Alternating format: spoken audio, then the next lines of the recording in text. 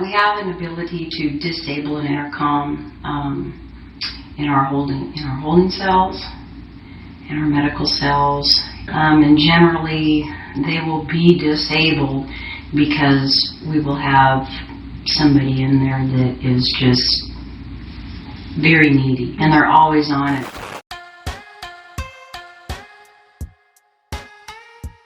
According to Yamhill County's News Register, I quote, Jed Hawk Myers, who died at 34, will never be nominated for sainthood.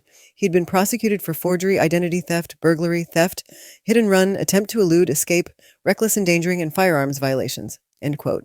But as the same commentary adds, he didn't deserve to simply be left to die in the inhumane manner in which he did, inside a so-called medical observation cell at Yamhill County Jail in Oregon. This is the story of the final hours of Jed Myers. You'll be shown footage leading up to his untimely demise. You'll also hear clips taken from interviews with several of the guards on staff, as well as inmates who were there at the time of Myers' death. Here are but a few of many key points to take note of. Myers called for help via the jail intercom button 19 times in the hours before his death. Rather than come to his aid, they shut off the intercom to his cell, deeming him, and I quote, too needy. At one point, Myers goes to urinate, and blood not only fills the toilet bowl, but even spatters onto the seat. The guards who witnessed this didn't enter his cell to help him, not even then. And why? Well, I'll leave that messed up excuse for you to hear for yourself. As an announcer from the Oregonian puts it, apparently the standard for an injured inmate to get help is to stop breathing. I only wish that announcer had been throwing around hyperbole. Last but far from least, to quote the Yamhill County News Register again, no jail personnel were ever disciplined in response, which shocks the conscience. Myers was survived by his parents, sister, fiancé, and most heartbreaking of all, a little girl named Lacey, who was only 3 years old at the time of his passing. To make an already sad story even more tragic, according to a memorial page set up for Jed Myers, it was on August the 10th, 2015, that his father, Dale Myers, chose to end his own life as well. According to the memorial page, quote, he wanted to be with his son, end quote. As you're soon going to see for yourself, the Yamhill County jail staff had a million opportunities to save this young man, and evidently they didn't. Ironically, the day that Myers died was also the day he was scheduled to be released. It all began when, at 7:08 p.m. on the evening of May 27th, Myers was attacked by 2 other inmates inside his cell, E28. It's not clear what the altercation was about, but Myers was evidently left in pretty bad shape. It's said that someone unidentified called for help using the intercom inside the cell, and at 7:25 p.m., Deputy Intern Colleen McNamara, together with Deputy Kira Downs, made their way over to E28, as this first bit of CCTV footage shows. As McNamara and Downs walk over to the cell, they're met by Myers out in the hallway, and in this voiceover, Deputy Intern Colleen McNamara can be heard describing what they came upon at that moment. As we went to walk into the cell, Myers stepped out of the cell and walked towards me and was incoherent because I kept telling him to stop walking towards me, and he kept walking towards me. I said it 3 times until I finally stopped him in his place. He was sweaty and panting, and he said his chest hurt. And I said, where does it hurt? And he touched his stomach. And so I asked again, what hurts? And he said his chest. And I asked again because, to me, this is your chest and this is your stomach. And he put his hand on the side of his stomach. I was trying to figure out if he was coherent to where the pain was coming from. So McNamara says in her own words, she noticed pretty much first thing that he was incoherent. That stood out to her, and she admits it. She also adds that Myers was panting and sweating, and in case anybody is questioning it, as is so often the concern anytime an inmate turns out to be in less than perfect health, sweating is really one of those symptoms that a person can't fake. If this guy was sweating as intensely as they seem to indicate that he was, why any hesitation in getting the man? At the very least, a very thorough checkup right then and there. At any rate, let's keep this thing going with the rest of what McNamara had to say happened after they next proceeded to enter Myers' cell.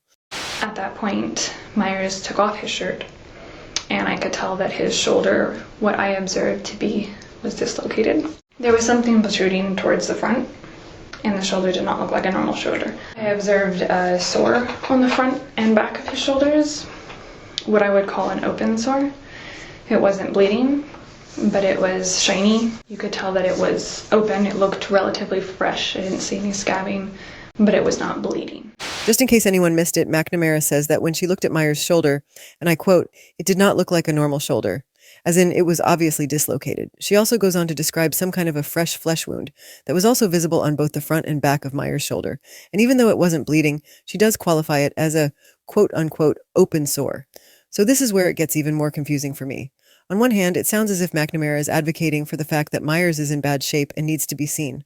On the other hand, what happens or what doesn't happen next makes you wonder why, once again, he wasn't seen outside of the jail, or in any manner that I would deem satisfactory. They've pretty much established that this boy isn't faking his injuries or his condition or what have you. Did McNamara just feel like she didn't have much of any authority to really make the big decisions, like getting an inmate medical attention? I guess we're never really going to be able to know, but if that were the case, that's the funny thing about people. I'd like to think that in that kind of a position, I would frankly say, you know what, screw this job, and I would pick up a phone. Surely she has the physical ability to do that. But sometimes I see certain employees in what you might call menial or subordinate positions, and they really do seem to tread this line between the conviction that I should do something and the reassurance, or hope rather, that this person will pull through and be just fine. Often even in the face of glaring evidence, like bones protruding at odd angles from obviously dislocated shoulders. But anyway, right now, let's listen in on what a couple of Myers' fellow inmates had to say they observed, presumably at the point that Myers was being escorted down the steps and out to his new medical observation cell.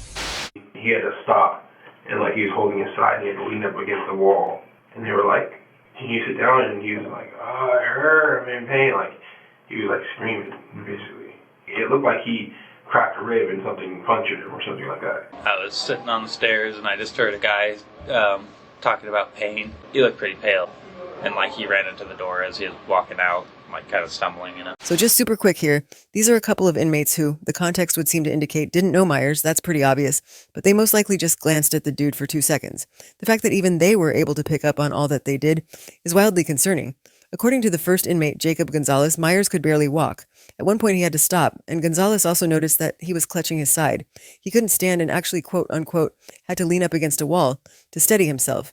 When asked if he could sit down, Myers was virtually screaming, according to Gonzalez. He was, in other words, very clearly letting the guards know that it hurts and that I'm in pain. Gonzalez adds that to him, it, quote, looks like he cracked a rib, end quote, or else as if he'd punctured something internally. Andrew Nelson, another inmate, stated he overheard Myers talking about the pain he was experiencing, and that when he looked at Myers, he could see that he, quote unquote, looked pretty pale. Nelson also adds noticing that Myers' equilibrium seemed off, or in his own words, he ran into the door as he was walking out, and that he was kind of stumbling. Make of that what you will. Everything from here on out is going to depict Myers in Med 3, his medical observation cell, as they call it. At this point, guys, we're just literally counting down the time, because it isn't any secret that by roughly 1 a.m., a little bit sooner, in fact, Jed Myers is going to be dead. It's at 7:31 p.m. that Myers arrives at his new cell, Med Cell B. It's said at this point the deputies, quote, continue to examine him, end quote, but it appears as if any so-called examination continues to be conducted in a most superficial sense. For starters, even though they're supposed to be at this medical examination block, there doesn't appear to be a single person on staff that night that's qualified or competent enough to warrant them being there in their own respective trusted professional role.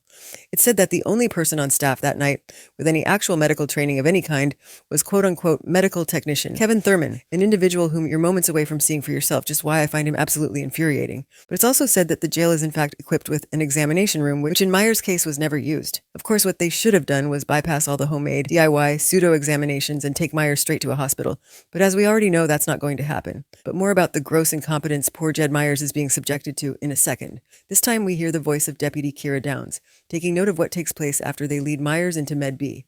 He's sitting down, he's still holding his chest. He keeps moving his shoulder, so, there was a big bump, but I couldn't tell what kind of injury it was. On the footage, we continue to observe Deputy Roger Swift retrieve Myers a cup of water. In the meantime, Deputy Downs realizes she can feel a bump on the side of Myers' head, which she also points out to Deputy Swift. And I also noticed a contusion on his head, on his right side, because that's on the side I was standing. A red bump on the side of his head, just above the ear. It's said that Myers sat there wincing in obvious pain, and that he continued to exhibit signs of confusion. And not to just gloss over Deputy Downs' new finding, but considering the numerous different head injuries Myers could have sustained as a result of the altercation which just had occurred, the discovery of the bump on his head may alone have been reasonable grounds for admission to the ER. Surely a medically trained staff member like the aforementioned Kevin Thurman would do something about this. The timestamp on the video shows Thurman entering the cell at about 7:34 p.m. It said that in addition to the symptoms already described, Myers had been, in essence, unable to get comfortable since he'd first entered Med B roughly 3 minutes prior. It said that he had trouble sitting still, and that it showed. Kind of agitated, but not like, I'm going to fight you agitated. Is unsettling, just couldn't sit still. I'm trying to just say, you need to stop screaming, what's going on? And I put our pulse ox on his finger, and his heart rate was 130, and he was, his oxygen level was 99%. And I tried probably 5 or 6 times to get a blood pressure on him, and he wouldn't sit. I couldn't even get him to sit still. He would like flex or move, and so the machine kept coming up with errors.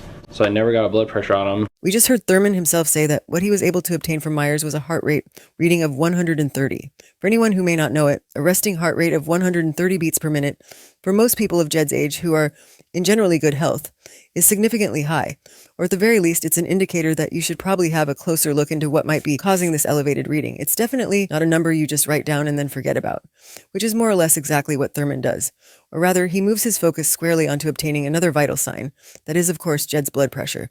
What's unbelievable is that Thurman's only response to his inability to get a blood pressure reading on the young man is to simply just give up. He should have erred on the side of caution. He didn't necessarily need to know Myers' blood pressure reading in order to make a quick call to get a few paramedics up on the scene. Thurman had plenty to go by without that reading, but instead of becoming the least bit alarmed, Thurman, the professional, becomes agitated himself with his inability to get a blood pressure reading he wasn't going to have done anything with anyway, and he apparently leaves Med Cell B, all huffing and puffing, barely just a few minutes after he'd first arrived. Probably most maddening of all is how, in Thurman's next clip, you're going to hear him acknowledge that he believes Myers has quote-unquote something going on. The thing that stuck out is that he was rapid heart rate and sweaty, and you can't fake being sweaty, but then, he's sweaty and tachycardic, so I'm like, yeah, something's going on. MedTech Thurman first entered Jed's medical observation cell at approximately 7:34 p.m. According to video timestamps, Thurman spent no longer than roughly 5 minutes examining his dying patient. After he left Jed's cell, he never came back.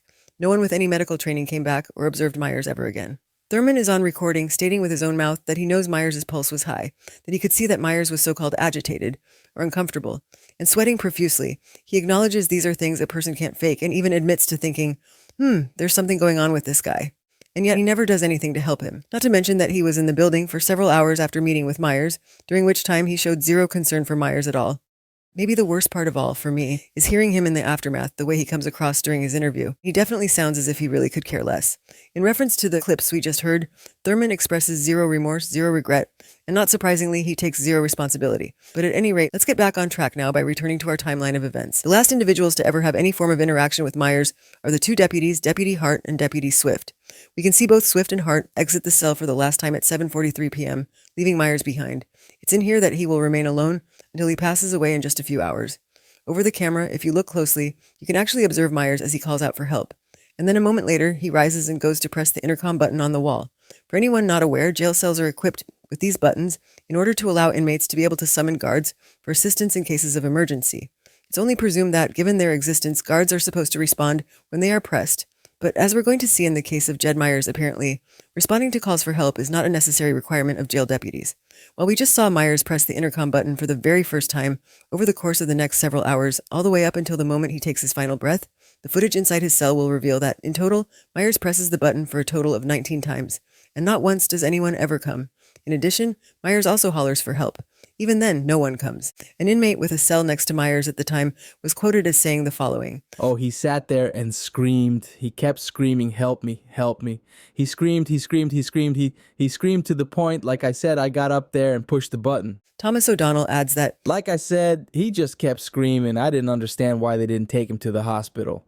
It's probably a safe guess that that is the million-dollar question on just about everybody's mind.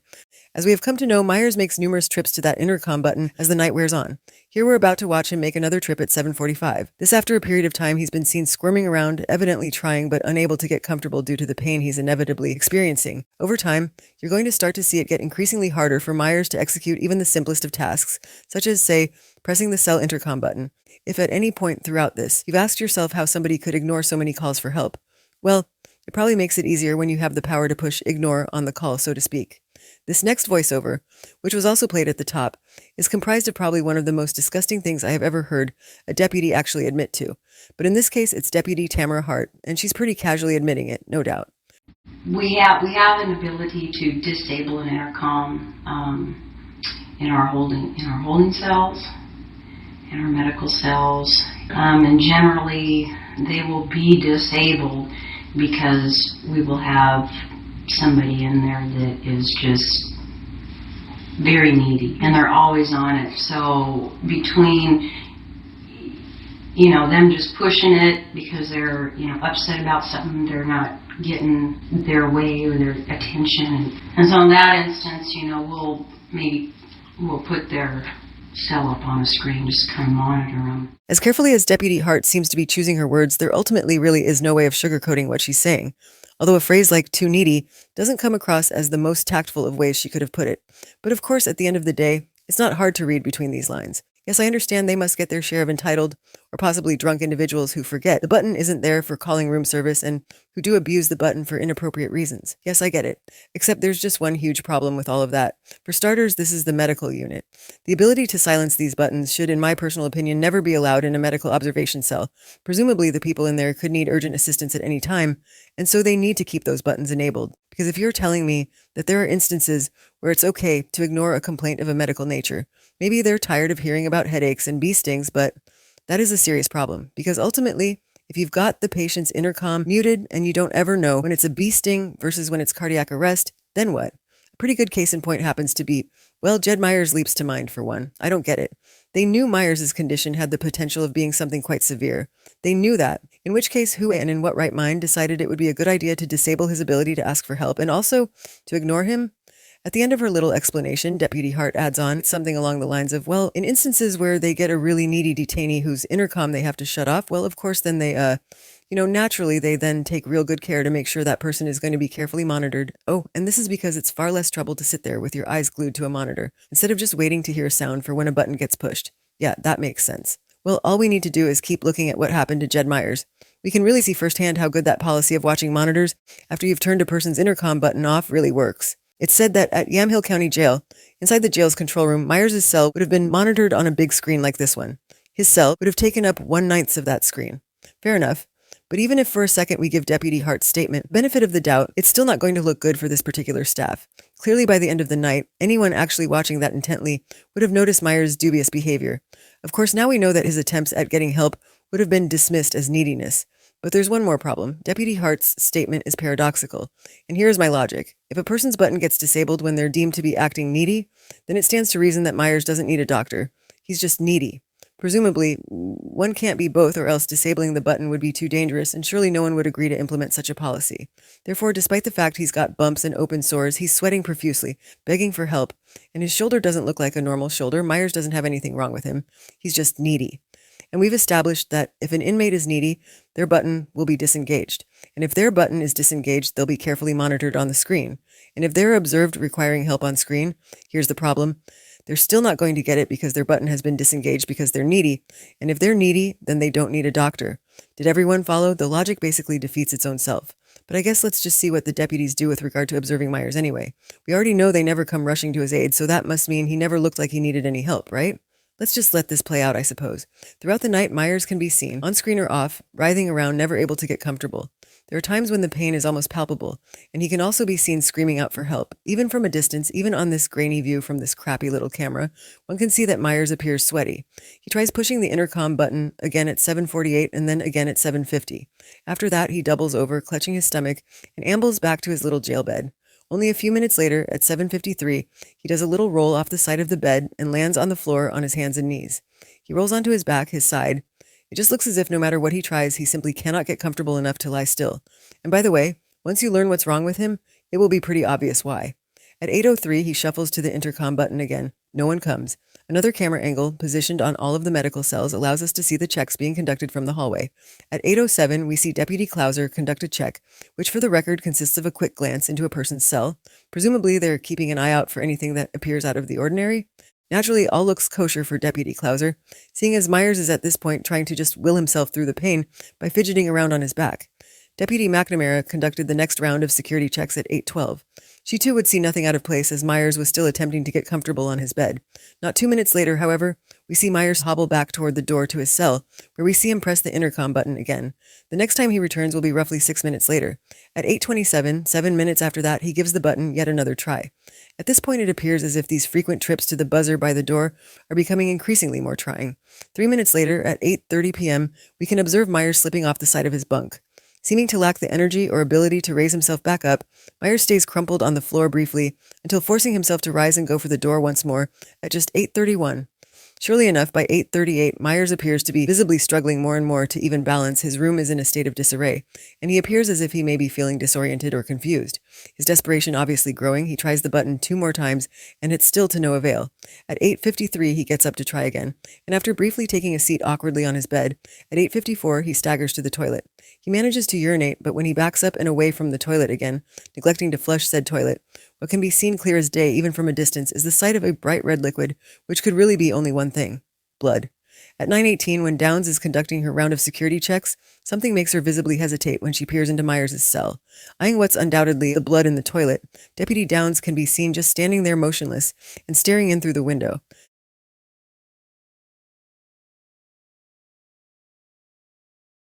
After she completes her security checks, Downs leaves, but then can be seen returning one last time to look again. What she sees prompts Deputy Downs to track down the jail commander, Sergeant Woody Little. And rather than just simply go check and see for certain that our boy Jed here isn't by chance pissing blood, given how terribly injured he is right now, between the two of them, they somehow work out the idea that the red-stained liquid adorning Myers' toilet is in all likelihood Kool Aid. It's not clear who was first to contrive this explanation. On one hand, we have Deputy Downs telling us this. It was very watery, like it was water, but it was red, and so that one I was like, that's kind of odd to me, and I asked the sergeant what we have on the food that's red, and he said Kool Aid. The tip for the juice pack was Kool Aid. It was like raspberry flavored, or something red flavored. On the other hand, we hear the voice of Sergeant Little explain the following. Well, let's see, they had 3 sack lunches today, or sack meals, so grape jelly would have been in probably at least one of them. We also have fruit punch and God knows what else off the commissary truck that they have access to, so there's plenty of things. Ultimately, it really is immaterial who introduced the idea first. The fact is, after Downs told Little about the situation, it was wrong for both of them to continue along, assuming it had to just be raspberry Kool Aid, and confident in their assumption. How hard would it have been, really, just to check and make sure? Or if that posed a problem, how hard would it have been then to just maybe tap on his door and ask him, "Hey Myers, what's up with the red stuff all over the toilet? Is that Kool Aid?"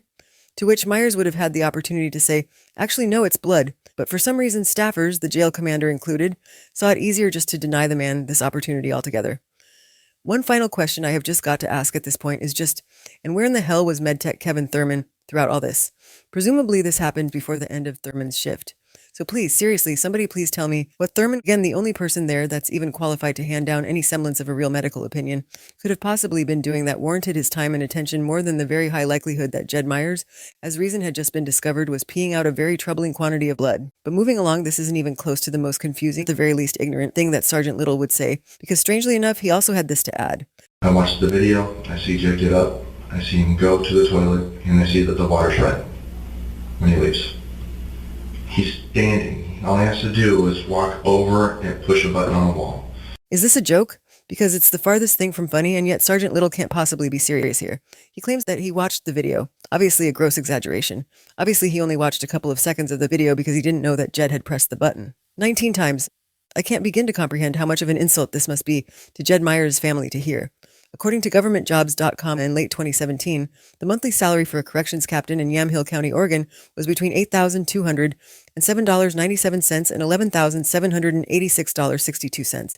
That means a yearly payout of up to just over $141,439 per year. To Jed Myers, to his family, to anyone that cared about him. How do I say this? I mean, I myself have watched the video in its entirety a countless number of times by now. To think that in the face of an in-custody death that happened at his jail, the jail commander himself makes 6 figures a year, but couldn't be bothered with sitting through the entirety of the footage long enough to realize that Myers had pushed the button. That's insulting. The problem is that maybe if this jail commander sergeant would have had some context to this situation, I mean, forget that he even pressed the button. I mean, maybe if this Sergeant Little could have taken into account Mr. Myers' injuries as well, and his appearance and overall demeanor, like his sweatiness and the way he kept falling over, which was all right there if Little had taken some time to review even just a third of the video, maybe, just maybe, he would have thought twice before just shrugging off the blood as Kool Aid. Or then again, maybe if he didn't care to really watch a substantial part of the video, then he wouldn't have cared about all that other stuff anyway. It's just that this guy gets paid 6 figures a year. Well, I can't help but wonder what exactly we're paying him for. Returning now to that very footage, we pick up again when at 9:37 p.m., we see Myers lying on his back, on his bunk, when it appears like he goes to try and roll over, but once again, he falls onto the floor. At 9:41, after it seems like he struggles a bit to get back up on the bunk again, he's seen rolling and falling onto the floor again, his body appearing very limp, kind of like a rag doll. At 10:03, it's Deputy Clauser's turn to conduct the next round of checks. The blood still chilling in Myers' toilet at this time would have been something the deputy would have noticed. That said, there's a chance he might have already been debriefed about the Kool Aid theory, but evidently not about much else, given the fact that this next unbelievable soundbite is attributable to him. FYI, Deputy Clauser had not only participated in conducting these intermittent in-person security checks, but in high likelihood, he had been monitoring the inmates from time to time on the screens in the control room as well. Interestingly, what these observations had led him to conclude was the following. When you see people come in on a constant basis, I mean, people on drugs have, erratic movement and seeing weird stuff and crawling around, and it depends on the drug or the time lapse that it's been on, or just like an alcohol detox. They do a lot of hallucinating, seeing things, crawling around. On drugs? Wow, don't the people that work at this jail ever communicate effectively about anything? I would imagine it just be the standard that if you're assigned to work around a certain particular group of inmates, such as the ones being housed in the medical unit, it should be common protocol that the guards be debriefed on which patient is there under what circumstances, or at least the deputies on shift should take it upon themselves to read the inmates' charts, files, or whatever they are properly called. So Clauser's inane opinions aside, it's shortly after 11 p.m. that we actually see, this time, Sergeant Woody Little conducting the security checks himself. As the footage shows, Sergeant Little initially is seen making a quick pause as he glances into Myers' cell, but then something, what I presume to be the bloody toilet, compels him to turn around and have a second longer look. Now, I don't have that part of the interview where Little explains why it is he's lingering at Myers' window, if such a thing even exists. But if I had to take a wild guess, I would say that he may be trying to determine, through that window, whether the red stuff looks more like blood or more like Kool Aid. At this time, he would also have observed Myers lying down, still attempting to rest. In the end, Sergeant Little ends up walking away. The next chunk of footage shows Myers at 11:20. He's lying on the floor of his cell when he suddenly lifts his head and then crawls to the door and to the buzzer yet again. After another vain attempt at getting help via the button, he struggles to pull himself onto his feet, but is unable to hold himself up for too long. He manages to take only a few steps before he's seen weakly losing his footing once more. He ends up falling face first, with his head bumping the toilet, before his body comes to rest on the floor in a weak and crumpled heap. We see Myers make another attempt to call for assistance at 11:27, after which he returns to the toilet and manages to pull the handle. The blood that had been in the toilet for the past 2.5 hours, obvious to anyone who looked either over the monitor or else through the window of his cell, is now no longer visible. After this quick trip around his cell, Myers collapses in a heap, this time next to the door, near the front of his cell. Additional footage shows Myers staggering to the intercom button, in essence pleading for someone to come help him, on a handful of additional occasions. While we cannot see what havoc is being wreaked on the insides of Myers' body, we can see that he appears to be growing weaker, and his lack of coordination or control over his own body has continued to intensify. Myers himself must have sensed his condition grown more dire, for the last 5 times he pressed the intercom button occurred in the span of roughly a half an hour, specifically between 11:31 p.m. to just shortly after midnight. Myers' last ever trip to the door, his final attempt to reach anyone via that intercom button inside his medical observation cell, can be seen taking place at 12:06 a.m. At 12:11 a.m., it was Deputy Dwayne McCommon's turn for security checks. This would have been what the deputy would have seen at the time. Jed Myers lying on the floor, this time his body positioned close to the door at the very end of his bed. Later on at 12:19, we watch again as Myers tries to get up only to fall rather quickly and violently to the ground. At 12:24, 5 minutes later, Deputy Clauser, who was observing Myers from inside the control room, had the following statement to make about what you're going to see take place next. At one point, he propped himself up on the toilet and sat there, and he got up, kind of stood up, wobbled, and then slowly he got to the bunk at the edge, and he kind of leaned into it, and then he kind of fell against the wall, but real slow, like controlled, and then slid down that, and then kind of rolled onto the floor there. Jed's precise time of death is unknown, but the fact that we are only moments away is what makes the deputy's cold description of Myers' final minutes, spent in what must have been helpless agony, even more difficult to hear. Because after we see Myers falling in the quote-unquote controlled manner that Clauser described, and coming to rest face down by the door, in the next piece of footage we see Myers sitting, postured uncomfortably on the floor, at 12:33 a.m. He's awkwardly propped up, with his back against the wall and his right shoulder against his bunk, and then at one point, suddenly, Myers' head rolls down and into the camera's view, and it's at some point that, with his head slumped down onto his chest, we know Myers takes his hard fought-off final breath. Suffice it to say, Myers never lifts his head up again. Roughly under 20 minutes later, at 12:50 a.m., Deputy McCommons notices from over in the control room that Myers isn't moving, and he decides to go check on Myers in person. It's the first time anybody re-enters Myers' cell since he was first left there many hours ago, and ironically, Myers had not been required to get up and press the button this time. Here's how McCommons describes this following sad scene. I commented, I said, he doesn't really look right. And Clouser and I was kind of checking him out, we're both looking. And I was getting ready to get up and Clouser commented, maybe you should go check on him. So I got up and immediately went and checked on him. Within a minute, McCommons is joined inside the cell by Deputy Hart and Deputy Swift. Despite rescue efforts, Jed Hawk Myers is pronounced dead at 1:15 a.m. This is inconsistent with the timestamps on the cell footage, which would have more accurately placed Myers' death at roughly a half hour prior. In the end, however, the time he died exactly matters far less compared to the manner in which he died or the fact that he didn't really have to. Before I wrap this up with a few final thoughts, let's first wrap up our look at the facts. Some may be curious to know, so what had been wrong with Myers in the first place? Could he have been saved had he been brought in to a doctor earlier on? Beginning with the last question first, the answer is of course a resounding yes. Myers' death was totally preventable, and many had the opportunity to prevent it, as we just saw. As for the cause of Myers' death, a post-mortem examination would soon tell us all we need to know. Not surprisingly, the autopsy findings would negate each and every cockamamie theory the jail staff had attempted to put on the table, and most damningly, to use an as excuse to never examine Myers or let him out of that cell to get seen. Unlike Deputy Clouser had seemed so convinced was the cause of Myers' behavior, Jed wasn't on any drugs, and there were a lot of things that he definitely wasn't faking. To begin with, Myers had a lacerated kidney and a broken rib. He had undergone massive internal bleeding.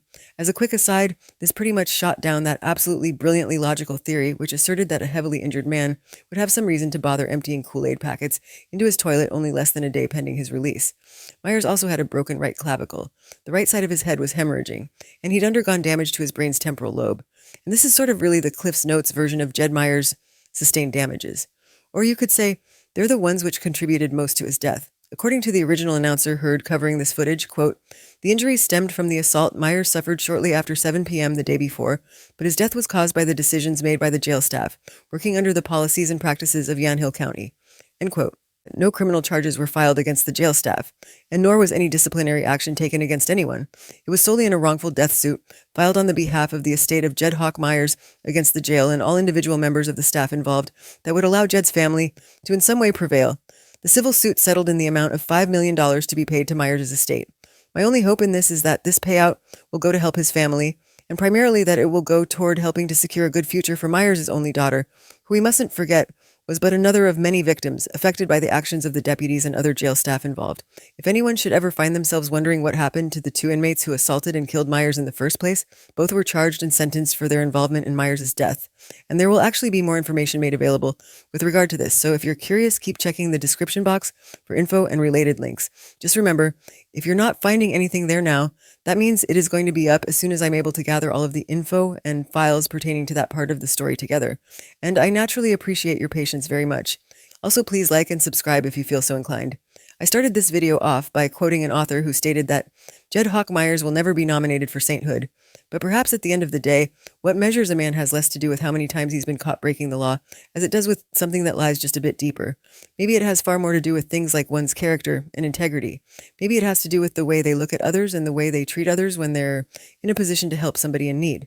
Because while there's no longer any way for those of us who never knew him to ever know, but I can't help but wonder about Jed.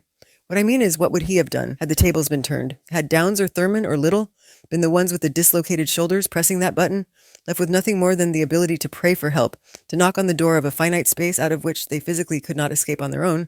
I do wonder, had Mr. Myers been the guy on the other side of the intercom, or the guy holding the blood pressure cuff, or the guy collecting a 6-figure salary in spite of a persisting disability to distinguish between red Kool Aid and human blood? Well, what would he have done? Would he have taken pity? Or would he too have been annoyed and disgusted by their so-called neediness, that he too would have turned off their intercom buttons? It's something we're never going to know, but after watching the footage of Jed's final hours, I can for certain say that I observed something. Throughout the entire time he was there, feeling that something was not right, feeling the pain and the mental fog worsen, Jed Myers, unable to escape his literal prison cell, did the one thing that he could do. He screamed and hollered and begged for someone to help him. He staggered and stumbled and crawled on the floor. He did whatever he could to get to that door, and that button, built into the wall with the express idea that it might work to save lives.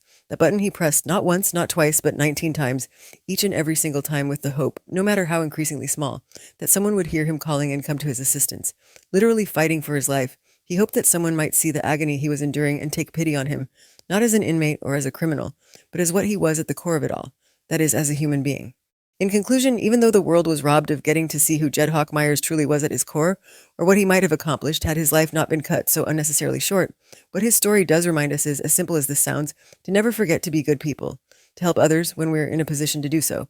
Because at the end of the day, what we take with us isn't going to be measured in dollars or in what uniform we wore to work or how many people we had the ability to exercise control over. Instead, what we'll be remembered for is for the way that we treated others and the way that we made other people feel.